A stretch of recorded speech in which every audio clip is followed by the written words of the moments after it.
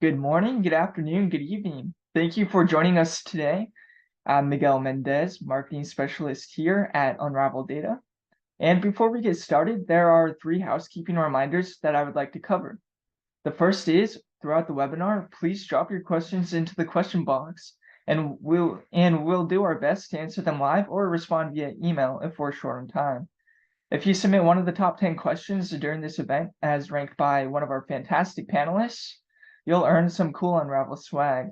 Additionally, this webinar will be available instantly on demand to listen to at your leisure, so feel free to pause or replay as needed. And lastly, help us improve. Share your feedback on the session by rating this webinar, and let us know if there are any other topics you'd like to hear about. All right, that covers it. So with the reminders out of the way, the floor is all yours. Thank you. My name is Chris Santiago, and I run our solutions engineering group at Unravel Data. Unravel Data is a data ops and FinOps platform built specifically for modern data stacks like Databricks.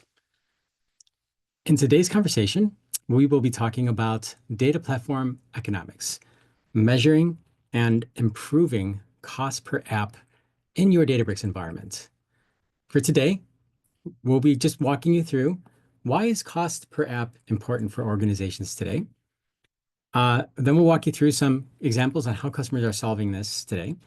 And then we're going to actually walk you through how life can be better if you're measuring improving cost per app in Databricks as an Unravel user. So why is cost per app important? Why are we even talking about this to begin with? Well, app or job in Databricks is the lowest granularity that you can get. Organizations strive to understand cost per app because they can do things such as understanding at a granular level who are the cost drivers. It provides the ability for them to easily aggregate up because if we're at the lowest granularity, now we can get those jobs and understand what are they tied to a department or a cost center or even an individual. So we can first identify where a lot of the cost drivers are going, and we can start to have those conversations. So cost per app is where a lot of folks really want to get to in data stacks. And I'm going to show you how customers may be doing this today. So what you're seeing here right now is a very popular FinOps platform. It's from Apptio. It's Cloudability. And organizations love tools like this because first, they've been in the market for some time. And we like to call them these tools, general FinOps. And so these platforms and these tools will connect to the cloud providers themselves and take in data so that way they can create easy dashboards like you're seeing here today. So they can report on things such as infrastructure services. We can start understanding trends, usage. We can start doing some forecasting. If organizations are using infrastructure tags, they can use those tags to start doing some individual grouping in terms of understanding by a specific tag, which may be a cost center or a department or a user. Now, when organizations now want to connect this to a very complex stack like Databricks, a lot of the feedback we get is that Databricks is really seen as a black box because what Databricks will show here in Cloudability is that it's at that service level. So if we want to actually get deeper and say, okay, I'm spending X million a month on my Databricks platform, maybe not that much, but maybe in the thousands. If I wanted to actually get even deeper and understand, okay, part of that, out of that Databricks bill, how much of that was connected to a specific department's user group, those infrastructure tags simply don't work anymore because you need to go deeper. You need to understand in shared infrastructure environments like an all-purpose cluster that might be hosting multiple users and multiple jobs. Well, what's the percentage breakdown there? We won't know because these tools weren't meant to monitor modern data stacks like Databricks. We have a lot of customers who are happy customers with some of like the leading FinOps tools that are out there today. And they still will use Unravel because these general FinOps tools were built for general coverage of where the spend is going from a cloud perspective. But if we want to get down to that job level, these tools simply just do not work out of the box. Now, we talked about granularity. I mean, the dashboards here are pretty powerful. But again, it's really focusing in on spend at an infrastructure level, not necessarily getting down to the apps and the jobs that are being submitted and what customers are paying for in their Databricks environment. Now, if you've been following us from the last conversation, there's uh, there are some optimizations that a lot of these FinOps tools will provide. But if you've actually tried doing this in a Databricks environment, which is slightly different than maybe your traditional, um, infrastructure use cases, they simply do not work. If I were to maybe take some of the VM sizing recommendations and actually do this in Databricks, because these are distributed systems, they're not very good. You might be affecting performance, or even worst case, you might be affecting stability. And so having job level optimizations, you won't find in a FinOps tool like a Cloudability. And alerting, well, it would make sense if we understood where jobs were costing and we actually had visibility of that. But because we don't have that, a lot of organizations don't use alerting capabilities from some of the general FinOps platforms like Cloudability today. Next up, Databricks system tables. If you're a Databricks user, it's free. It's part of the platform. You should use it, right? Because it's a rich set of data that combines rich telemetry data from some of the services in Databricks and also provides things like cost. The system tables have been out for almost a year. Maybe it has been over a year now. Time flies. And so Databricks has the ability to get down, even at that granular level and look at things from a job level perspective. So being able to see how much that cost is going, being able to do tagging at the Databricks level. They have their tags as well. And so you can get down to that level of detail. But there's a few caveats. If this is a screenshot, but in order for organizations to really reap the benefits of system tables, it does require a subject matter expert to understand the data, to identify if there's things that need to be worked on. In this case, creating visualizations. Someone needs to actually do that. So this stuff is not turnkey. It's not plug and play, not out of the box. So you do require a technical team of folks to actually set this up and also consume this data to actually make decisions on, identifying things. So I did mention this just earlier. They do provide the ability to look at things even at that app/job level. But because this is Databricks centric, it doesn't actually have a tie-in into the infrastructure that's actually being used in the backend. So if you know it or not, Databricks is going to charge you for using their services, but you're also going to be charged for the infrastructure that Databricks uses. So things such as VMs, seeing things such as storage, network, so on and so forth.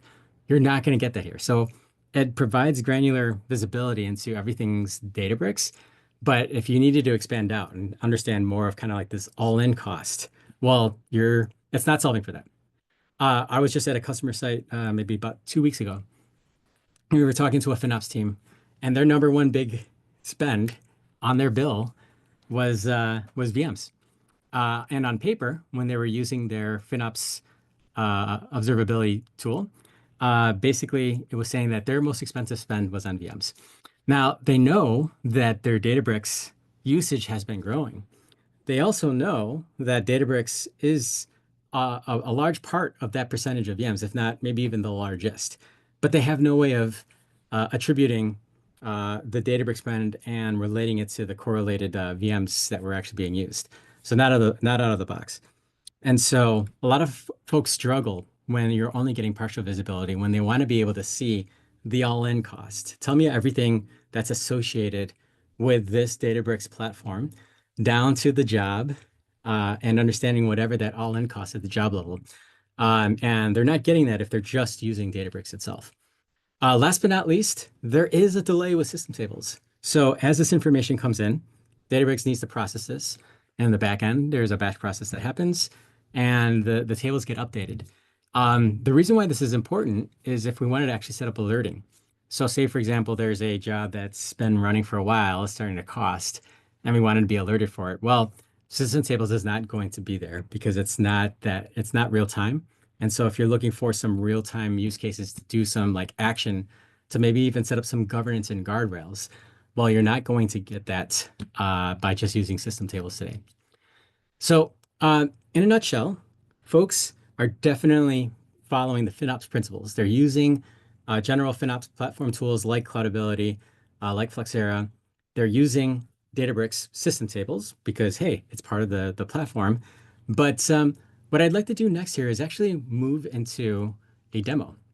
And I want to show you how getting the cost per app or job in Databricks case, how easy it is to get that from an Unravel perspective. And then we're going to actually talk about some impact. How do we actually measure the impact if we were to proactively give some recommendations and actually reduce resources without affecting performance and stability? And so with that, what you're seeing here now is our Databricks data ops and FinOps observability support for modern data stack, in this case, Databricks. I'm going to start here in this Cost Explorer main tab. And right now I'm here in this drill downs. And what you're seeing here is, as the name implies, a drill down report of usage within the last 7 days. Right now, I have this chargeback type set to cluster.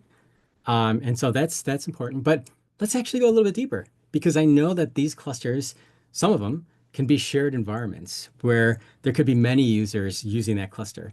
And so maybe if I want to get even deeper, what I'm going to do is to say chargeback type of job run. And now I'm even looking at that job. So these clusters could be supporting one job. They could be supporting many jobs. And with Unravel, all we need to do is just a simple configuration. It takes a few minutes to connect. And now this report, this dashboard, all this data starts flowing in. The best part about this too is that this becomes in real time. It takes us about a minute or so for us to process it, but for all intents and purposes, we don't have to wait a couple of hours for this batch process to come in. We can simply start tracking costs at this application slash job level as soon as we're connected and connected to many workspaces. So this has a few workspaces right now, but if we had more workspaces, you're getting a good complete picture of where spend is going at to that job level. Now, next up, what you're seeing here are these 3 panels or these 3 graphs here. This first one here is DBU spend. And right off the bat, I can see this user here is taking up the most spend. We'll get there. But this is talking about the Databricks charge. So this is going to be akin to what you're going to find in system tables. So being able to understand cost at that DBU level is what you're going to see here. Similarly enough, but not to be confused, you've got this middle graph here, which shows approximate cost. Now, it's not, it might not be obvious, but this is what we call the all-in cost. So what that means is this job is consumed Databricks resources. That's what you see here. But it also consumed things such as VMs. If there's requirements for disk, that's included. Think about it as not just the Databricks, but also the infrastructure resources behind the scenes. We also have the ability to shore this up to the bill itself. So Azure, AWS, whatever you're connected to, for those use cases where it needs to be down to the penny, we have that. So one of those things with that customer that I was talking about from 2 weeks ago, where they wanted to be able to kind of see this all in cost, you don't have to do a thing. We're doing all the analysis for you, doing all the groupings, and we can see that all here. Just moving right along, we've got this job runs here, which can show some good visibility into like how much usage is going on from a job runs perspective. And we can clearly see both visually and down below here that this service account is about 60% of your Databricks spend. If we take into account Databricks plus all the infrastructure, which is what we call the all-in cost, we can see that this particular service account is about 63% of the entire spend in this sometimes very expensive data platform. And so right off the bat here, we're now identifying, starting off at the job run, and then aggregating for the last 7 days and grouping by user to really understand where the spend is going. So this is why that job, like the cost per app is very important, because if we can get very, very granular, it's a lot easier for us to say, who does this user roll up to? What cost center? What project? What department? Once we have this information and it coming in real time, now this starts to become very, very interesting.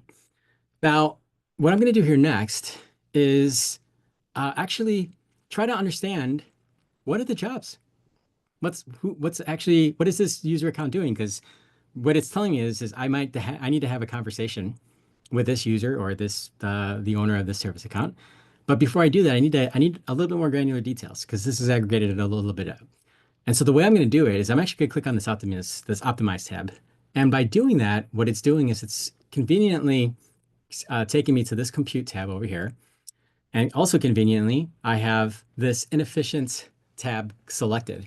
And here, what I can see is all of that user's jobs in this particular time frame. So what is the cluster? What's the job? If I point your attention here on the right-hand side, you've got cost per job. You've got DBUs. And so this is where this information is coming in. We don't have to wait a couple hours. Unravel starts collecting this information and starts providing the visibility from that standpoint. So again, being able to understand cost per app, in this case jobs, is something that just works out of the box and is real time from an Unravel perspective. Now, everything we've been talking about so far is what 80% of our customers do when they're going down their FinOps journey right now. And that's really just to identify where the spend is going, who's actually attributed to it, and maybe have that conversation next, right?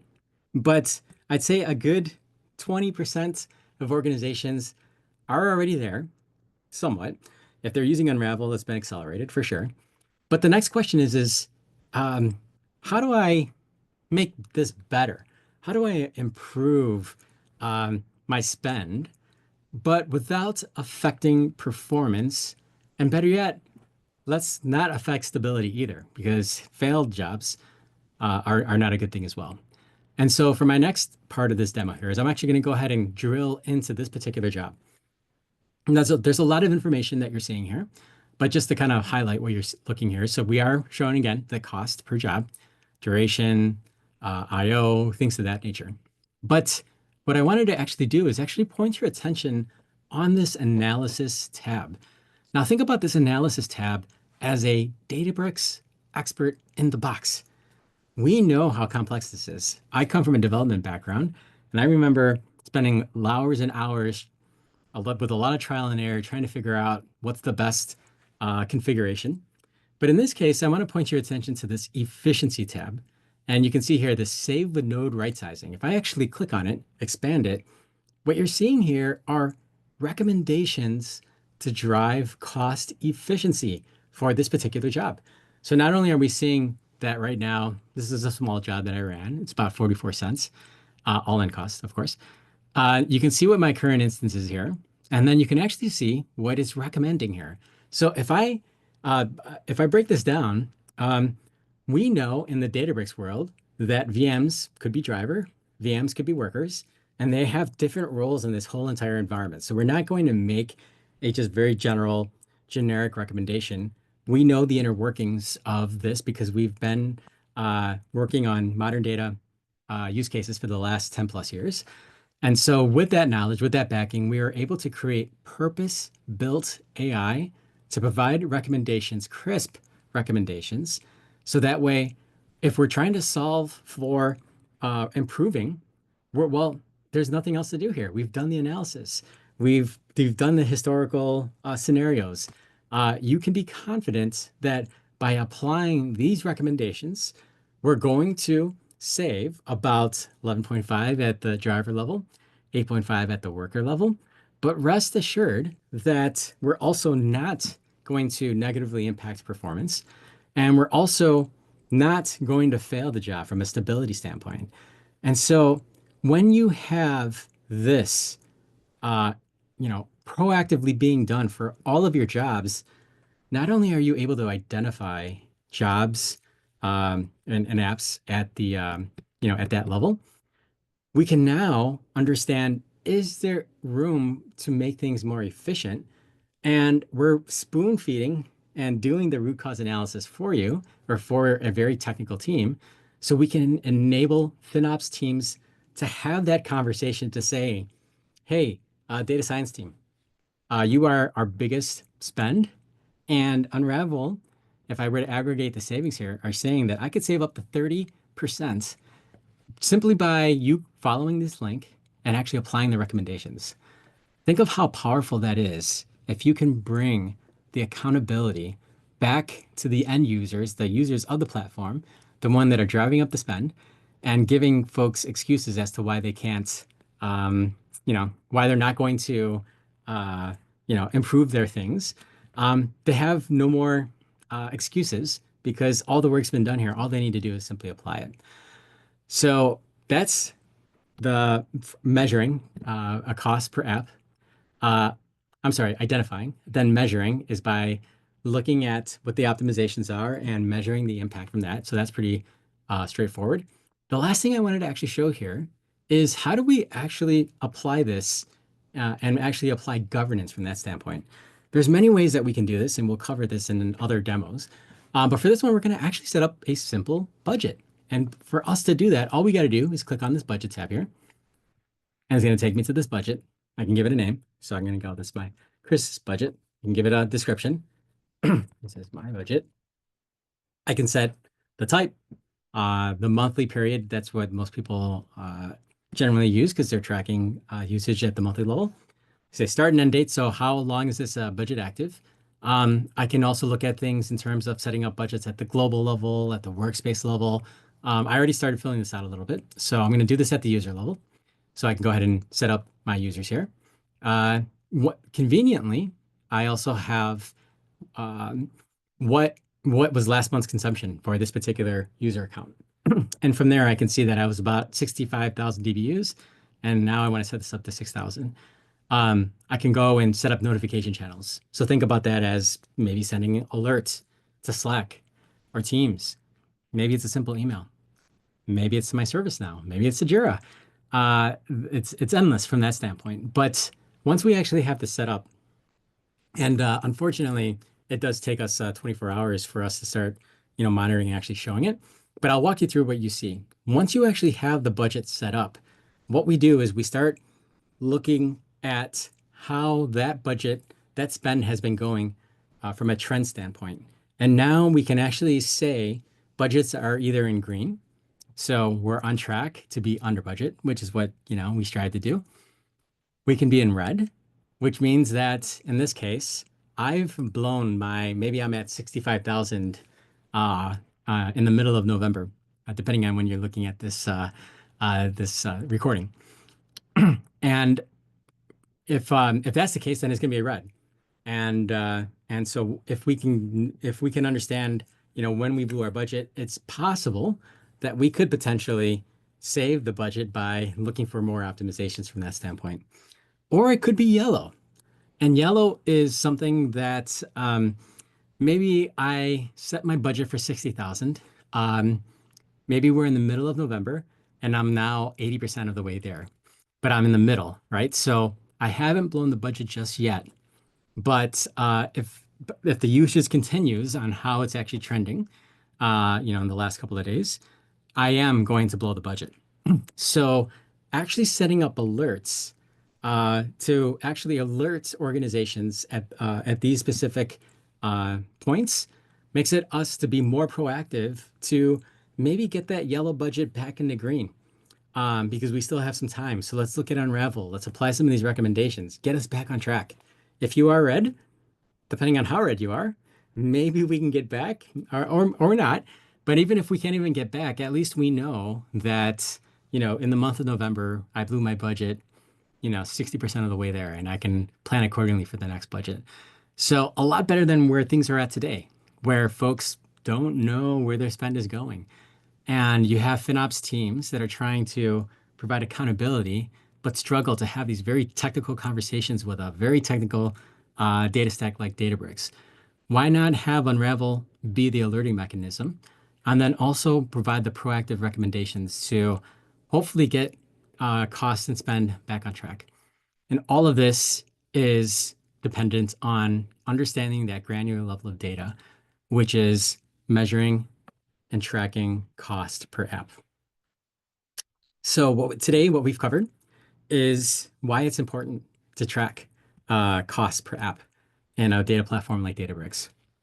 We've covered how customers are doing it today. In fact, if you're actually following some FinOps principles in your organization who are attending this webinar today, are probably using a lot of these platforms. And we wanted to show, what life is like if we used a platform that was purpose-built for modern data stacks like Databricks to make your life easier and ultimately save some money for the organization. My name is Chris Santiago. It's been a pleasure. So thank you very much.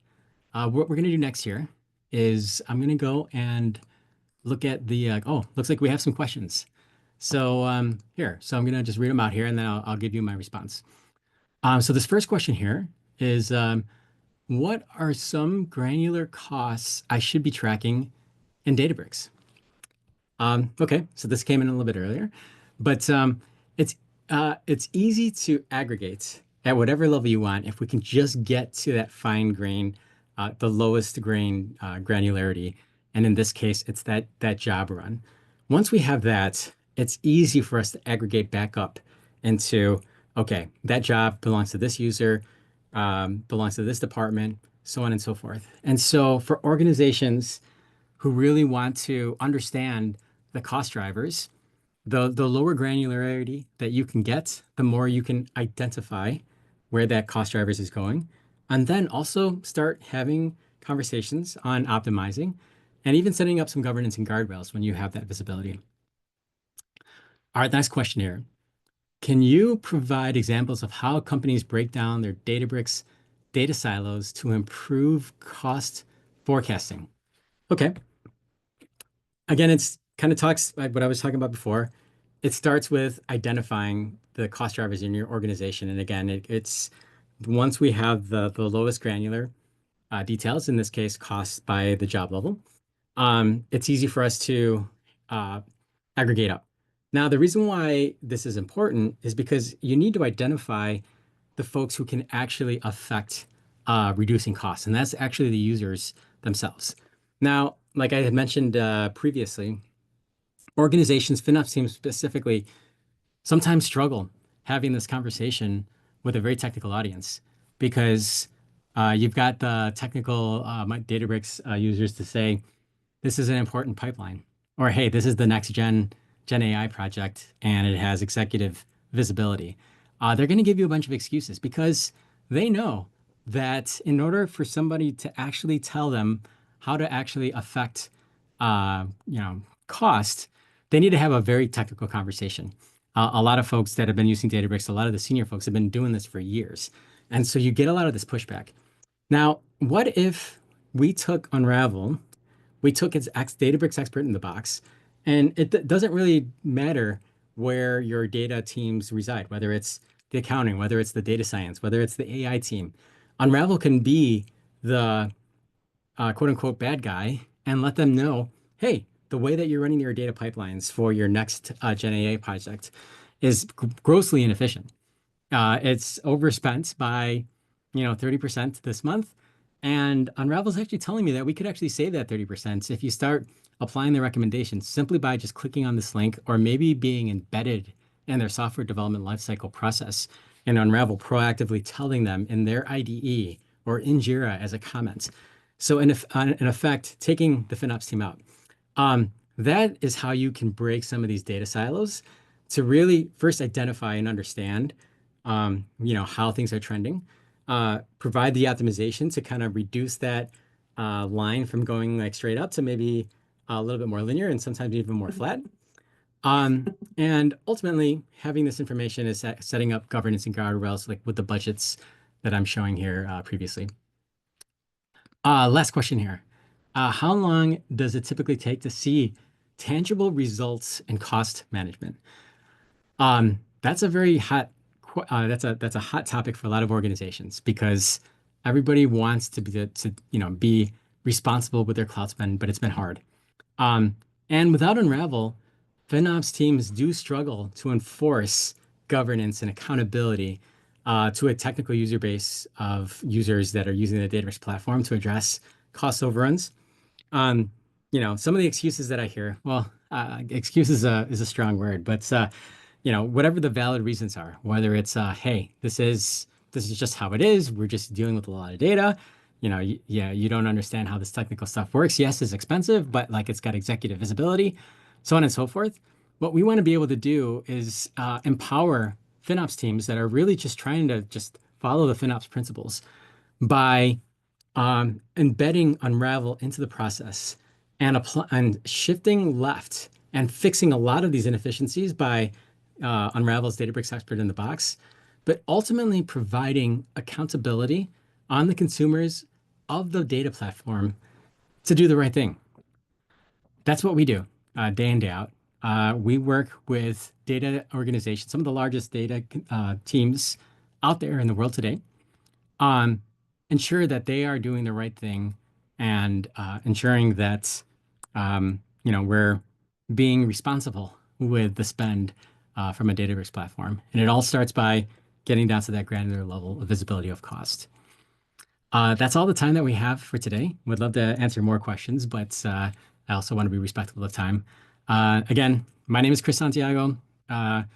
Feel free to reach out to me if you have any additional questions, and I'll see you guys again in the next webinar. Thank you.